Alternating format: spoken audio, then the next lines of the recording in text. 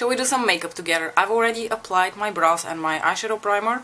I'm going to go into my strobe cream from MAC now and apply that pretty much under my eyes and a little bit on my cheekbones to highlight and moisturize that area of my face, because my under eyes are quite dry and they really enjoy products like the strobe cream or Glow Gloss from Auric.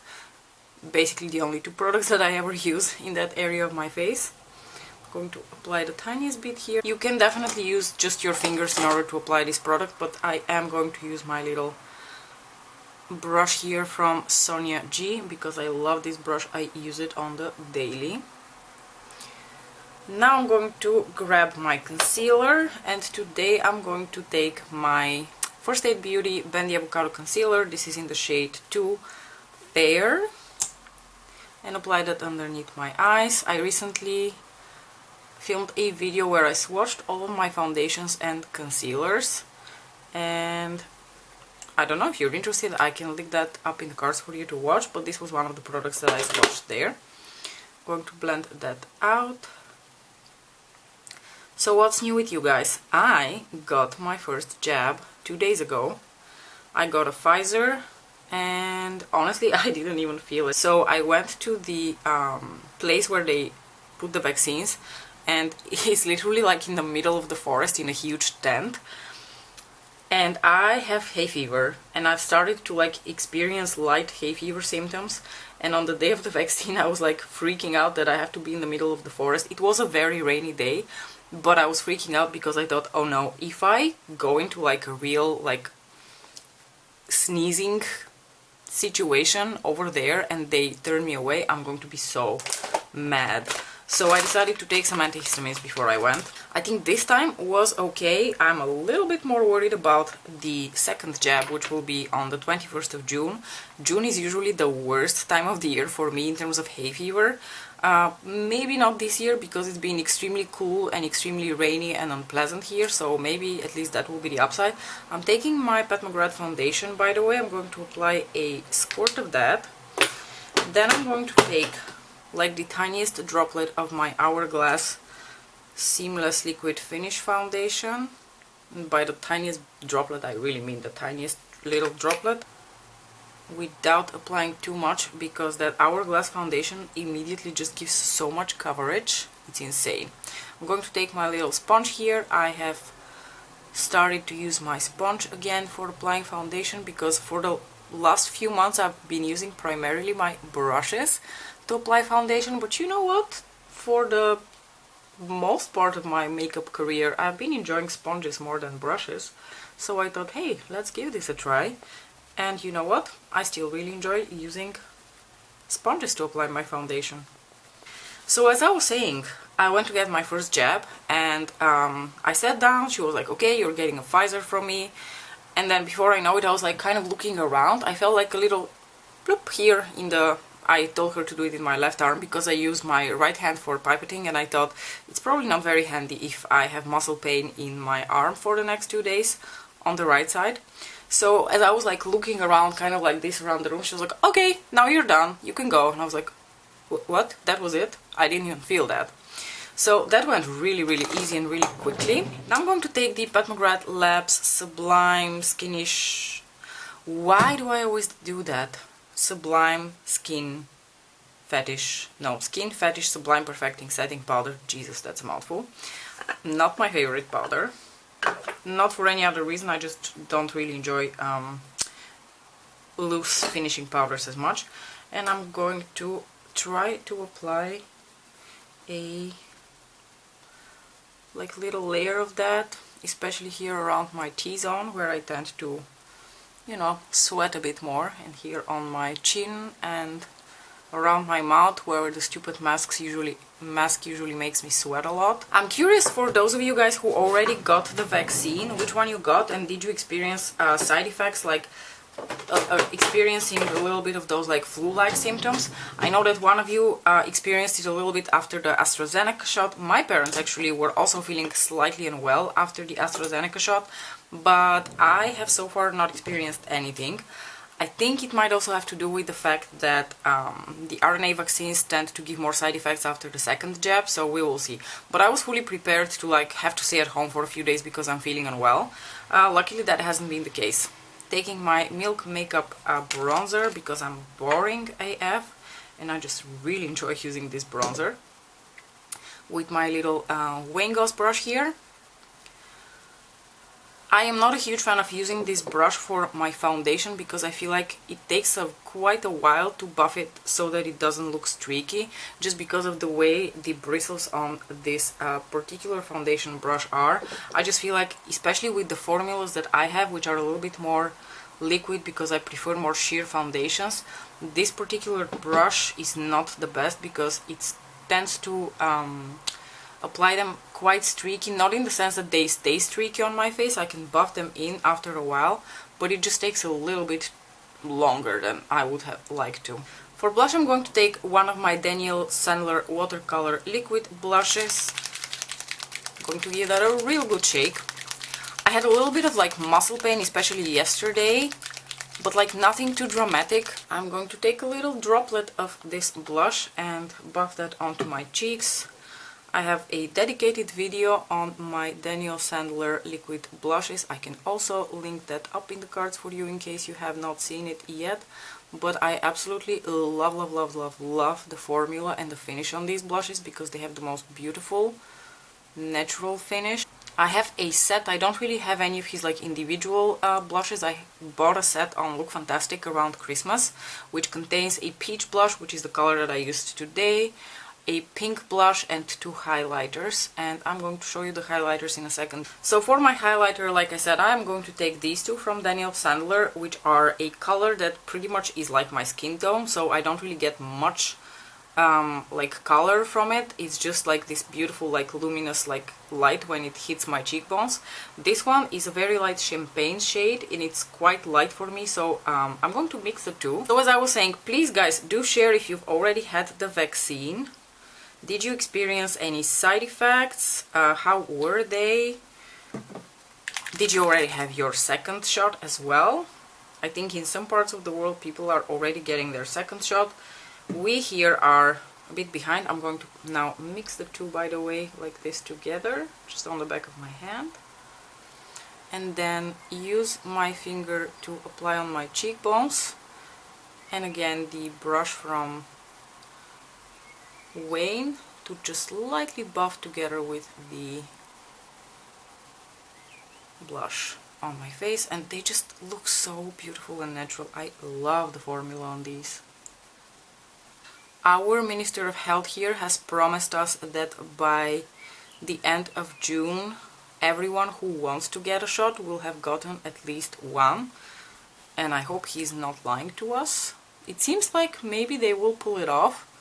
A few weeks ago I would not have said so, but the last few weeks they have quite sped up the process, so I do fully believe that by the end of June most of the population that wants to be vaccinated, which in the Netherlands, according to statistics, well, not statistics, but like polls that have been done, is a whopping 75% of the population. I am quite curious whether it will in the end really be 75%.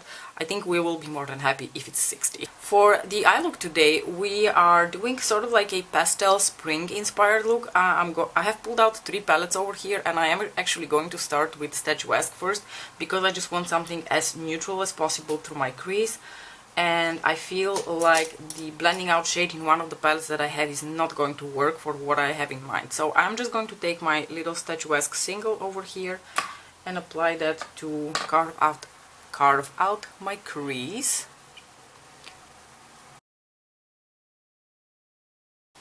Come in, kitty! Why are you standing there like that? Do you need a special invitation? Next I'm going to take a very tiny smudger brush like this one. It's a very tiny precision brush, and I'm going to dip into the Midnight Sun palette, and the first shade I'm going to take is this really deep brown. And the idea is that I want to run this very close to my lower lash line just to intensify the lash line, because I don't want to like create a deep outer corner. I want to keep it very light on the lid, but I do like the effect of like just smudging a little bit of a dark color here in the base of my lashes, a little bit as like a fake eyeliner just to give a little bit of depth there. Ooh, in other news, this week is Eurovision week. I know that most of you guys who watch my channel, or a lot of you, are from the US, so you may not be familiar with this, but here in Europe we have this annual song festival called Eurovision, which is the most fun, most over the top, most kitsch, mostly really bad songs song festival. They're like a very typical type of song. If you don't know what I'm talking about, just go on Netflix and watch Eurovision the movie with Will Ferrell. I don't usually like Will Ferrell, I'm really not a huge fan of his humor, but I think he basically nailed the spirit of the Eurovision Song Contest. So if you don't know what I'm talking about and you are curious, just go and watch the movie. But yesterday was the first semi-final, and we are going to watch the final together with my friends on Saturday. We do that every year since like 2016 or 17. We get together and then we have a lot of food, we have a few drinks, because if I'm being honest, this contest is even better if you're a bit tipsy. And we are going to have so much fun commenting on the outfits, the songs, just the overall spirit. Anyone else from my European friends here a fan of the Eurovision Song Contest? Now, while we do like to mock it and make fun of it, I think secretly some of us actually like the songs, or some of the songs, not all of them. I'm going to grab my glitter glue from Pixie Epoxy. From Pixie Epoxy? No, from Firini, and it is called Pixie Epoxy. I have actually, confession time, over the years, at least at the time that we used to have iPods and shit like this, I used to have songs from the Eurovision contest on like my most frequently played playlists. I shit you not. Sometimes they have really good songs. Last year, Bulgaria had an absolutely fabulous song. Last year, unfortunately, Eurovision was cancelled due to, you know, circumstances, but Bulgaria had a killer song. I really loved it. If I don't forget, I am going to link that in the description box below for you. And this year, the same girl is going to perform, but with a different song, and I like the song a little bit less, but I still think it's a good song, and I hope she makes it to the final and like up at a good position in the final. I'm now going to go into the Risque Rose Quad and go into the Glorious Lavendering and apply a generous layer of that over that glitter glue, because we want that shine and sparkle. Now, I'm not going to apply this shade to absolute full opacity, because we are going to go over it with another shade, but I do want that slight mint base with the purple sparkles. We are, as I said, dipping into like quite a lot of palettes today. I am going into the third palette that I have for this look today, and that is the Decadence palette. I've been having an actual love affair with the shade Sinful over here, because I bought this shirt from Uniqlo a couple of months ago, and it is just the exact same color in an eyeshadow. Love. Also, this eyeshadow is just spectacular. It has the most beautiful, unique tone to it, and the formula is so beautiful and metallic. So I'm going to take this shade, that is the shade Sinful, and I am going to apply that over top of Lavendering.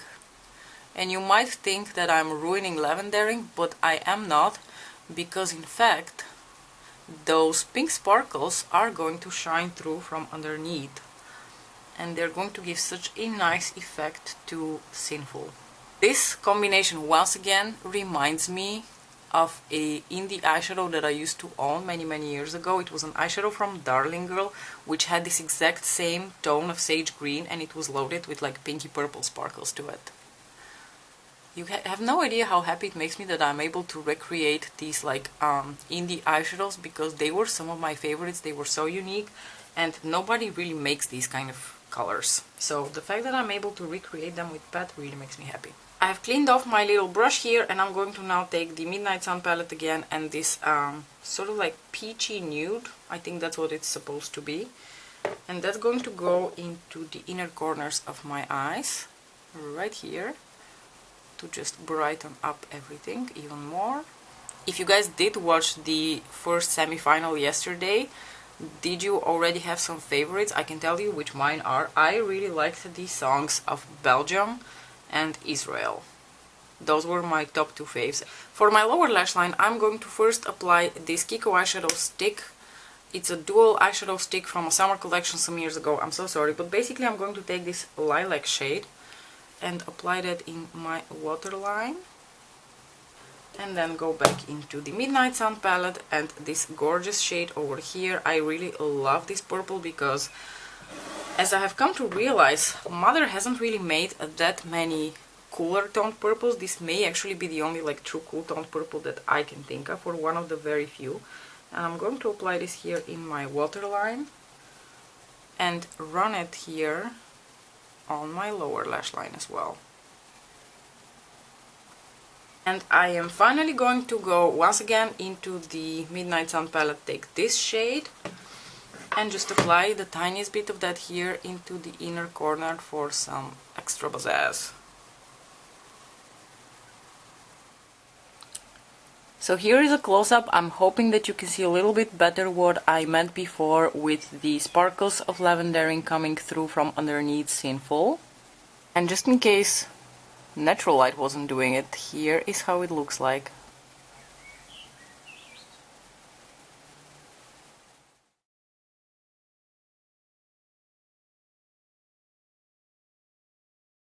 So guys, this is the final look lipstick and all. For my lipstick I went for a like nude pink color. This is a shade from Kiko Milano. It's one of their Gossamer lipsticks and this is in the shade 107.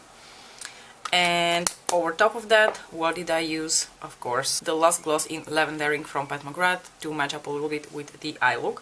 And that is pretty much it. I think it turned out exactly as I wanted to, a little bit lighter, a little bit more on the pastel side, but still interesting and dimensional.